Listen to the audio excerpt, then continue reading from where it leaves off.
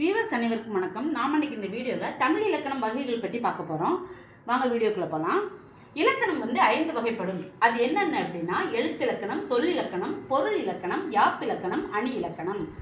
அளபடைகள் 2 வகைப்படும். என்னென்ன அளபடைகள் அப்படின்னா உயிரளபடை, ஒற்றளபடை.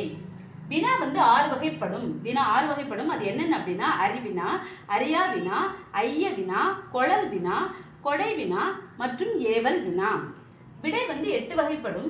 என்னென்ன விடைகள் அப்படின்னு பார்த்தோன்னா நேர்விடை, சுட்டு விடை, மறைவிடை, ஏவல் விடை, வினா எதிர் வினாதல் விடை, உற்றது உரைத்தல் விடை, உருவது கூறல் விடை.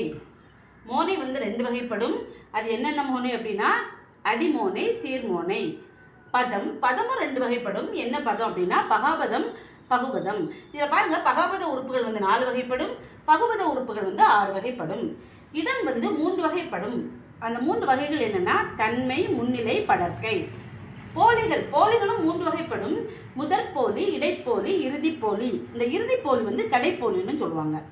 சுவை 6 வகைப்படும். என்னென்ன சுவை அப்படின்னா இனிப்பு, புளிப்பு, கசப்பு, உவர்ப்பு, கார்ப்பு மற்றும் துவர்ப்பு.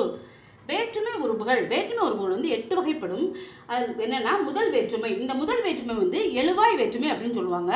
முதல் வேற்றுமை, 2ஆம் வேற்றுமை, 3ஆம் வேற்றுமை, 4ஆம் வேற்றுமை, 5ஆம் வேற்றுமை, 6ஆம் வேற்றுமை, 7ஆம் வேற்றுமை, 8ஆம் வேற்றுமை. இந்த 8ஆம் வேற்றுமைக்கு இன்னொரு பெயர் விழி வேற்றுமை.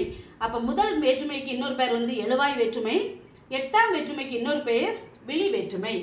விகார புணர்ச்சி 3 வகைப்படும். அது என்னன்னா தோன்றல், திரிதல், கெடுதல். திணை 2 வகைப்படும்.